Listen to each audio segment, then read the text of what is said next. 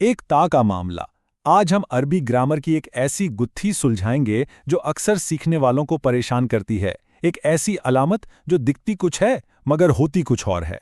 बिस्मिल्लाहिर्रहमानिर्रहीम।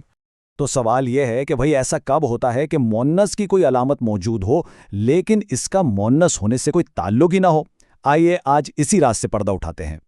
देखें, हम में से ज्यादातर लोग जब अरबी सीखना शुरू करते हैं तो यही पढ़ते हैं कि गोल ता यानी ताए तानीस होती है, मतलब किसी इस्म के मुअन्नस होने की निशानी।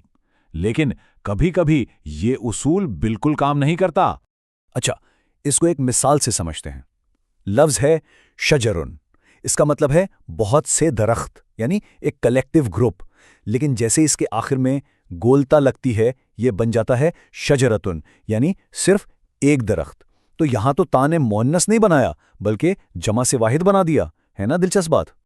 और ये कोई एक मिसाल नहीं है, एक और देखें। एनब का मतलब है अंगूर, लेकिन अगर सिर्फ एक अंगूर का दाना हो तो उसे कहेंगे ऐनाबातुन। तो साफ जाहिर है कि यहाँ कोई और ही कहानी चल रही है। तो जनाब, इस मुअम्मे का हल है ताए वहदत। जी हाँ, ये वो ताए है जिसे वहदत यानी एक होने को जाहिर करने के लिए इस्तेमाल किया जाता है। ये किसी बड़ी कैटेगरी में से सिर्फ एक चीज़ को अलग करती है। ये ताए तानीस बिल्कुल नहीं है। अच्छा, ये तो समझ आ गया, लेकिन यहाँ एक और सवाल ज़हन में आता है कि आखिर ये किस किस्म का इस्म है जिसे वाहिद बनाने के लिए एक ख़ास निशानी लगानी पड़ती है? आम तौर पर तो ऐसा नहीं होता। इसकी जड़ में जो तसव्वुर है वो है इस्म जिन्स का। ये एक ऐसा इस्म होता है जो किसी एक फर्द के लिए नहीं बल्कि पूरी की पूरी किस्म या ग्रोह के लिए बोला जाता है। आप कह सकते हैं कि इस लफ्ज़ के अंदर ही जमा का मतलब छुपा होता है। तो ये काम कैसे करता है?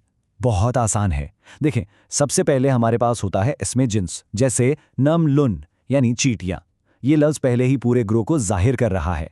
फिर जब हमें उस पूरे ग्रोह में से सिर्फ एक चींटी की बात करनी हो तो हम उसके आगे ताए वादत लगाकर उसे नमलतुन बना देते हैं। अब बात समझ में आई। इसीलिए शजरन का मतलब बहुत से दरख्त है और हब्बुन का मतलब बहुत सारा अनाज, क्योंकि ये अल्फाज किसी एक दरख्त या एक दाने का नाम नहीं बल्कि पूरी कैटेगरी का नाम है। अच्छा, यहाँ कहानी में एक और मोड़ आता है। अगर शजरुन का मतलब पहले ही बहुत से दरख्त है तो फिर उसकी जो एक और जमा आती है अशजारुन, उसका क्या मतलब हुआ? ये तो बड़ी अजीब बात है, जमा की भी जमा। देखें, इन दोनों जमों में एक बहुत ही बारीक लेकिन अहम फ़र्क है। जो इसमें जिन्स है यानी शजरुन, वो एक ही किस्म की बहुत सी चीज़ों की बात करता है। लेकिन जो उसकी असल जमा है यानी अशजारुन, वो मुख्तलिफ किस्म की चीज़ों के मजमूए के लिए आती है। उसको समझने के लिए ये मिसाल बेहतरीन है।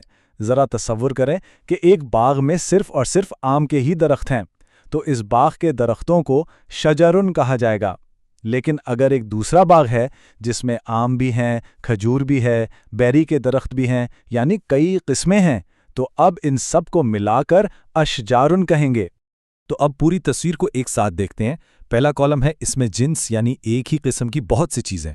दूसरा है वाहिद, जब ताए वहदत लगाकर एक चीज़ को अलग कर लिया। और तीसरा है उसकी हकीकी जमा जो मुख्तलिफ अक़साम के लिए इस्तेमाल होती है।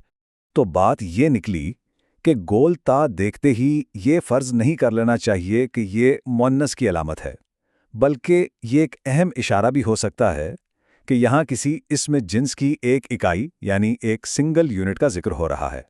अब जबकि ये मामला हल हो चुका है तो अब एक चैलेंज है। जब आप अगली बार अदब या ख़ास तौर पर कुरान पाक पढ़ें तो ज़रा गौर कीजिएगा कि ताए वहदत की कितनी ही मिसालें हैं जो अब तक शायद हमारी नज़रों से ओझल थीं।